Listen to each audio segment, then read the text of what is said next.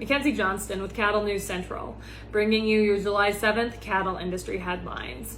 Brought to you by AgRisk Advisors. They manage your risk so you can manage your operation. With the weather being so unstable, there is no better time to look into coverage for your feed crops. The annual forage deadline is right around the corner. With their state-of-the-art technology and second-to-none customer service, you can be confident that your policy is in good hands. AgRisk Advisors, risks averted, legacies preserved.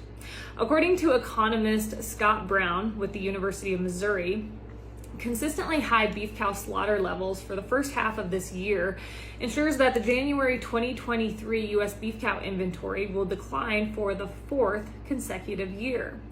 Since the mid-1970s, there have been 4 other instances where the beef cow inventory numbers declined for 4 or more consecutive years after reaching an inventory peak. Those years were 76 through 79, 83 through 86, 97 through 04, and then 07 through 2014. So when we look back at these 4 cattle cycles, we're able to find some insight on what we can expect for potential average prices for 2023 through 2026, the next 4 years.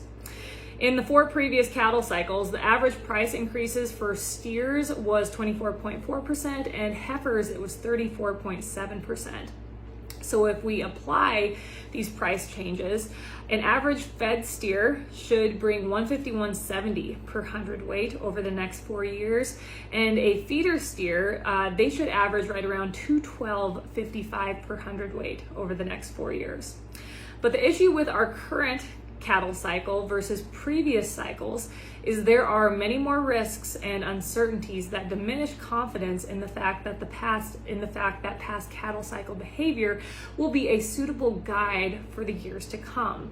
Some of these risks, and uncertainties include questionable beef and cattle demand thanks to increased stress on consumer finances from inflationary pressure and rising interest rates, increased feed prices that have the potential to take a big bite out of any additional profits that cattle producers experience.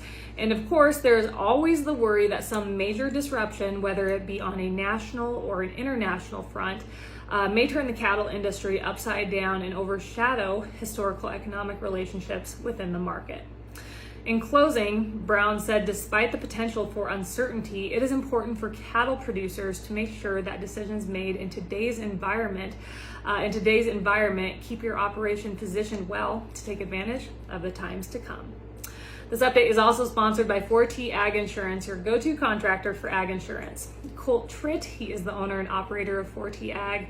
He is a one-man show and he ranches like so many of you folks out there, so he understands all the risks that go along with the livestock industry.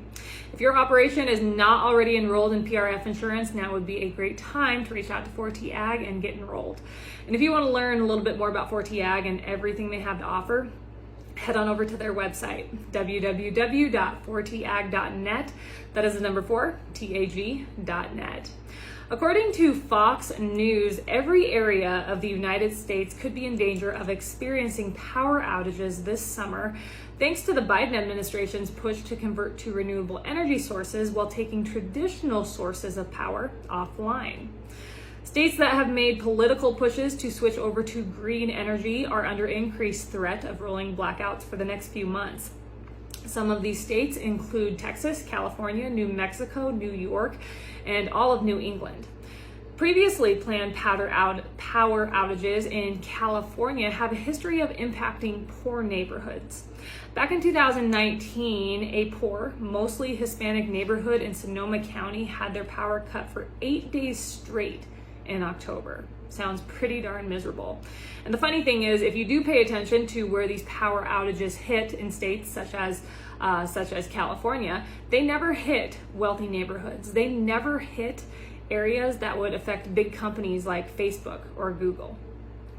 The majority of the left and every tree hugger out there alleges renewable energy sources aren't the problem. Instead, they blame climate change-driven heat waves that stress the grid beyond its limits.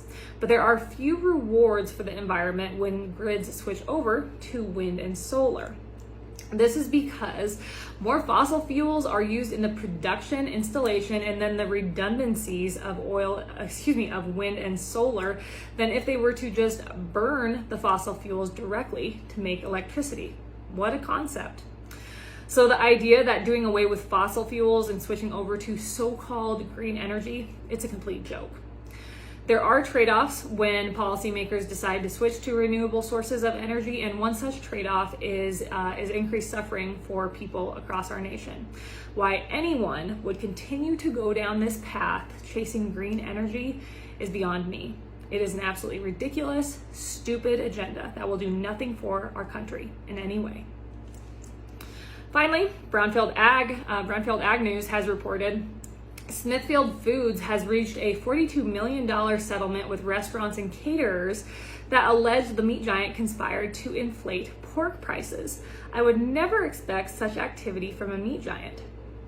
The agreement, which was announced back in April, followed a 2021 settlement between Smithfield and pork producers who received $83 million from the processor.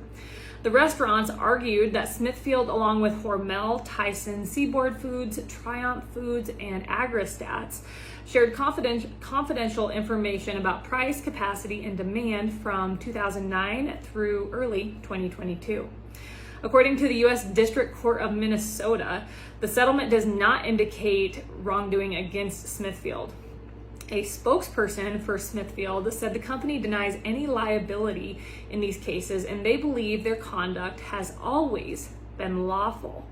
Smithfield chose to negotiate a settlement because it was in the best interest of the company. Of course it was. If the agreement is approved by the court, restaurants in Arkansas, Iowa, Kansas, Michigan, Minnesota, Nebraska, South Dakota, Tennessee, and Wisconsin would be eligible for a share of the payment. A final decision is expected in October. That is all I have for you guys this morning. That is all I have for you guys this week. This will be my last update for the week. I hope everyone has had a great week. Have yourself a wonderful weekend. I'll catch you next week.